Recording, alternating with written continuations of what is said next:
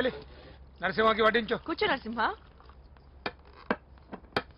ఈ నెల 20 నుండి నాకు ఢిల్లీ క్యాంప్ ఉంది. ముహూర్తం 15 లోపలే పెట్టామని పంతులు గారికి చెప్పాను, కానీ ముహూర్తాలు లేవంటున్నాడు. మధ్యలో పంతులు గారు ఎందుకు సార్? టైము డేటు మీరే ఫిక్స్ చేయండి, అదే ముహూర్తం. నరసింహం గారికి మీరంటే ఎంత రెస్పెక్ట్ అండి. అవసరం అనుకుంటే గ్రహాల ప్లేసులు కూడా మార్చేస్తాడు. జస్ట్ వాటర్ తాగొస్తాడు సార్. హలో రాజేష్, ఏం రాజేష్ తినకుండా వచ్చేసావు? ఆకలిగా లేదు అంజలి. నువ్వు ఇంకా నన్ను మర్చిపోలేదు కదూ? ఎలా మర్చిపోతాను అంజలి? చిన్నపిల్లడు ఏడవటం మర్చిపోతాడా? నేను అదే టైం. రాజేష్ అంజలి, ప్రపంచంలో ఇంతమంది ఉండగా నేను నిన్నే నిన్నే నిన్నే ఎందుకు ప్రేమించాను? Why should I?